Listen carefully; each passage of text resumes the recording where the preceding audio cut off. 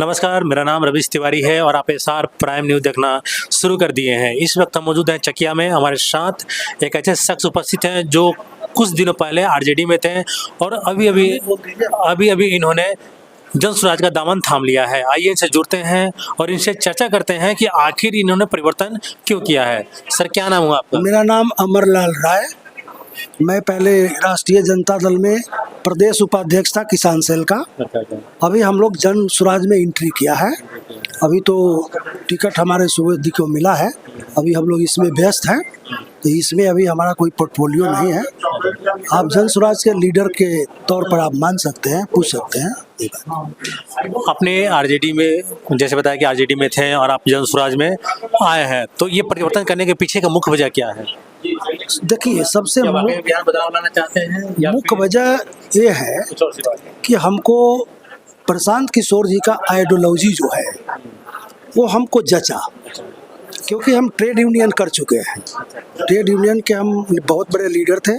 FCI workers union के all India joint secretary रह चुके थे।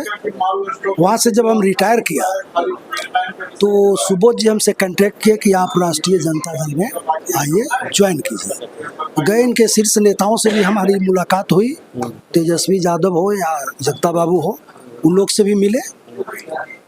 आरजेडी में हम लोग 17 में ज्वाइन किए थे, लेकिन देखा गया कि अभी प्रशांत किशोर जी जो लहर उठाया है वो ठीक महात्मा गांधी के तौर पर है। हमारे देश के राष्ट्रपिता आज़ादी के समय जो स्टेप लिया था अंग्रेजों के खिलाफ लड़ाई लड़ने के लिए, उस टाइप का स्टेप इनका है। अगर उसमें पूर्ण सफल होते हैं और यहाँ का जनता अगर फुली कॉन्शियस होती है और सपोर्ट करता है, तो मैं उम्मीद करता हूँ कि बिहार क्या, उनके बाद तो पूरा देश जो है एक ऐसे राह पर चलेगा जो भ्रष्टाचार से भरा हुआ है। सेंट्रल गवर्नमेंट के ऑफिस हो या स्टेट गवर्नमेंट के हो, वो सारे लोग सफाई हो जाएंगे। यही आइडियोलॉजी हमको अच्छा लगा कि काम करने का भावना इनके अंदर है। जो टैलेंटेड है उनसे हमको सीखना चाहिए, क्योंकि हम जिस श्रेणी से आते थे वहाँ भी काफ़ी मेहनत करने के बाद, ट्रेड यूनियन में काफ़ी मेहनत करने के बाद कोई पोर्टफोलियो मिलता है और सरकार को झुकाने के लिए काफ़ी स्ट्रगल करना पड़ता है। वो स्ट्रगल इनके पास है। ये हो गया, यही हमको अच्छा लगा। परिवर्तन हो करने का वजह बताया। जी। प्रत्याशी के तौर पर देखा जाए, सुबोध यादव जी को प्रत्याशी बनाया गया है। वर्तमान में जो यहाँ के विधायक हैं उनके पीछे बड़ी बड़ी ताकतें हैं। जी। भाजपा संगठन की ताकतें हैं, यहाँ के पूर्व मंत्री जी की ताकतें हैं। तो बड़े बड़े नेताओं और पार्टियों के बीच में आपके जो प्रत्याशी हैं कहाँ तक बैठ पा रहे हैं? फिर हमारे जो प्रत्याशी हैं और पहले से जो जीते हुए हैं, वो दोनों में दिल्ली आसमान का फर्क है। वो जो है जनता में उनका पैठ नहीं है। अच्छा। हमारे राधा मोहन सिंह के बल पर वो बनते हैं, या आप मान लीजिए कि एमपी और एमएलए दोनों राधा मोहन जी है, राधा मोहन ही बाबू है। अच्छा। ये मुखौटा है। कोई डेवलपमेंट वर्क आपको पिपरा में नहीं है। पूर्वी छोर में हमने पर्सनली कांटेक्ट किया था उनको। हमारा गांव कदमा पड़ता है, बागमती नदी से प्रभावित है। उस पर एक ब्रिज देने के लिए, जिसमें इन्होंने शिलान्यास किया था। और शिलान्यास के बाद एक जीते हुए एक इलेक्टेड एमएलए कहता है कि हमारे अंडर में पुल नहीं है। तो आप बताइए उसको कौन नेता पुल बनाएगा जब एमएलए रिफ्यूज करता है? दे हैव रिफ्यूज्ड कि हमारे पावर में नहीं है। बस यही वजह बताया। यही वजह कि हमारे पावर में नहीं है, इसलिए हम नहीं कर पाएंगे। तो कैसे यातायात का साधन आप बनाएंगे जहाँ का समीकरण जो है 3 डिस्ट्रिक्ट से उसका कनेक्टिविटी होता है, शिवहर, मुजफ्फरपुर और मोतिहारी। वहाँ हम लोगों ने कहा था उस पुल में ज़्यादा लागत नहीं है, मुश्किल से 1.5-2 करोड़ का लागत है। तो इतना यदि विधायक नहीं कर पाएगा तो बाकी क्या काम करेगा? बाकी छोटा मोटा रोड के लिए भी आप जाएं, कभी आप उस एरिया में जाएंगे आपको पता चल जाएगा। हाँ, तो आपको पता चल जाएगा कि क्या डेवलपमेंट है। 10 साल से हुआ है। तो सुबोध यादव को तो मौका नहीं मिला। इनके अंदर जो मेरे ऊर्जा है काम करने का, लेकिन हमारे राष्ट्रीय जनता दल ने इनको मौका ही नहीं दिया। 2010 में एक बार टिकट मिला, वो भी नए थे, ठीक से मूवमेंट नहीं हो पाया, ये हार गए। उसके बाद से मौका मिलता ही नहीं है, सीट जो है हमेशा गठबंधन में चला जाता है। तो आरजेडी का मेंबर जो है कहाँ जाएगा? सभी मेंबर का पुकार था, सारा रिपोर्ट वहाँ पर पहुँचा है कि आप सीट आरजेडी को रखिए।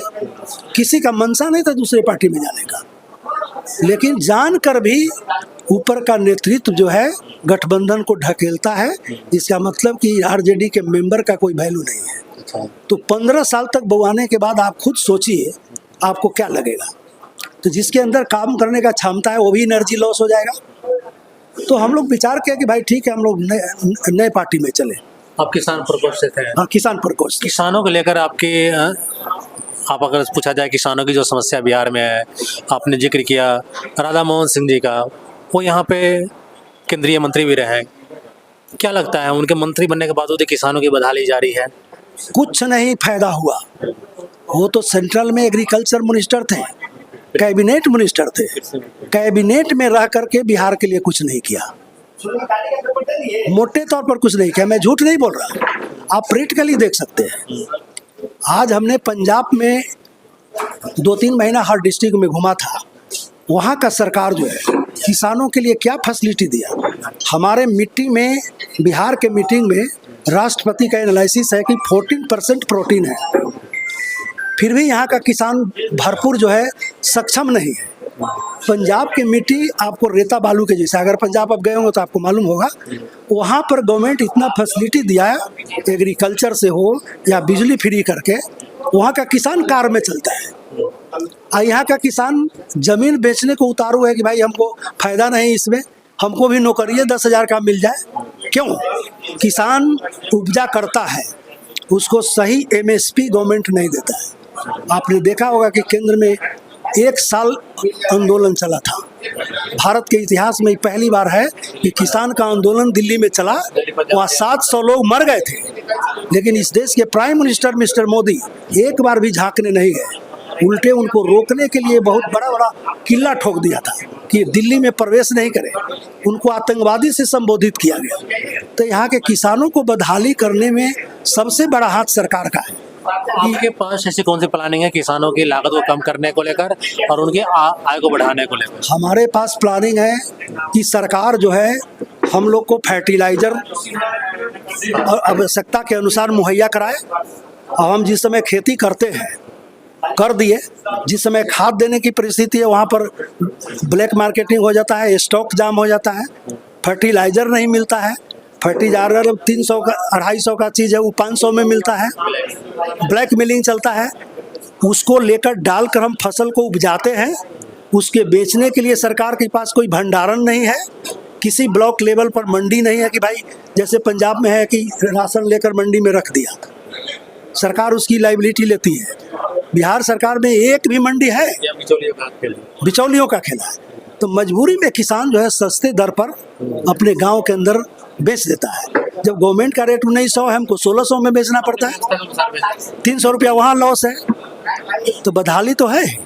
इन सब चीज़ के ले करके हम लोग के अंदर आक्रोश है, परिवर्तन की चाहत सब लोग के पास है। प्रशांत किशोर जो बदलाव लाना चाह रहे हैं बिहार में, वो बदलाव होगा? हाँ होगा, डेफिनेटली होगा, डेफिनेटली होगा। महात्मा गांधी जब स्ट्रगल किए थे उस समय हमारे देश के लोग उतना शिक्षित ठीक से नहीं थे, डरे हुए थे। हिस्ट्री में हम लोग पढ़ा है, अंग्रेजों से डरे हुए थे। लेकिन ये स्ट्रगल काम किया ना, नेताओं का कुर्बानी हुआ, जमात आया, फिर देश फ्रीडम भी हुआ। लेकिन आज फ्रीडम होकर देश फिर गुलामी की ओर ले जाना चाह रहा है। बीजेपी का जो आप देखेंगे सिर्फ दिखाता है मंदिर मस्जिद झगड़ा लगा करके। 140 करोड़ लोग जो है वो खाली राम जी को पूजा करके जिंदा रहेगा। अरे उसके लिए आप स्कूल खोलो, कॉलेज खोलो, तभी ना नॉलेज किसी को होगा। तो लोगों को जो है बुर्बक बनाया जाता है। बिहार का जो शिक्षा है, नीतीश कुमार बोलते हैं हम बहुत काम कर दिया, किसी बिहार के स्कूल में छप्पर नहीं है, बच्चे को बैठने की सुविधा नहीं है। जो आप मिड डे मील लागू किया है उसका फायदा हेड मास्टर टीचर उठाता है, बिचौलिया उसको खाता है। तो गरीब के बच्चे के लिए व्यवस्था है कि खिचड़ी खाओ, घर में आओ, हमारा बच्चा अमेरिका, कनाडा, इंग्लैंड, सिंगापुर जहाँ मन है पढ़ेगा। तो देश को गरीबी की ओर ले जाना चाहते हैं। और प्रशांत किशोर का सोच है, प्रशांत किशोर जी ये चाहते हैं कि हमारे देश से, हमारे राज्य से पलायन रुके। आप स्टेटमेंट सुना होगा तेजस्वी यादव जी का, लालू यादव जी बोले, नीतीश कुमार बोले कि बिहारियों की जरूरत है दूसरे राज्य को। बिहारी क्या ठेका लिया है? बिहारी मजबूरी में जाता है। यहाँ पर अगर रोजगार हो तो क्यों कोई बिहारी जाएगा? बोरा ढोने के लिए बिहारी जाता है। और जहाँ भी आपको बिहारी मिलेगा लेबर वर्क में है। हम एफसीआई में काम करते थे, बीए में पास लड़का बाप के नाम पर बोरा ढोता था, तो नौकरी नहीं मिल रही, तो फ्लैट क्यों नहीं होगा? हमारा बिहार एग्रीकल्चर स्टेट है, कृषि पर निर्भर है।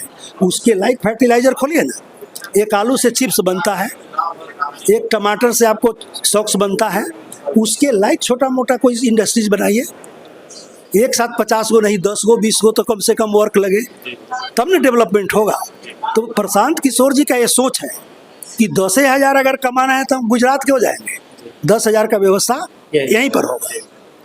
ये आइडियोलॉजी हम लोग को अच्छा लगा, इसलिए हम इनके जन स्वराज में गए। शुक्रिया। क्या नाम है सर? मेरा नाम अमरलाल राय। तो ये थे अमरलाल राय, ये जन स्वराज पार्टी में अभी इन्होंने दामन थामा है। पहले आरजेडी में थे और ये जन स्वराज के नेता हैं। इनका कहना है कि जन स्वराज के सूत्रधार प्रशांत किशोर की जो आइडियोलॉजी है, उस आइडियोलॉजी से ये प्रभावित होकर इन्होंने जन स्वराज में आए हैं, क्योंकि लक्ष्य वही है, बिहार में बड़ा बदलाव करना, यहाँ के युवाओं को रोजगार देना, किसानों को समय पे कृषि संबंधित जितने भी सामान है, सामग्री है, उसको उपलब्ध कराना। तो कहीं ना कहीं बदलाव को लेकर ये जन स्वराज में आए हैं। तो उम्मीद करते हैं आपको ये इंटरव्यू अच्छा लगा होगा। तो लाइक, कमेंट, शेयर जरूर कीजिएगा। मिलते हैं अगले वीडियो में, तब तक के लिए धन्यवाद।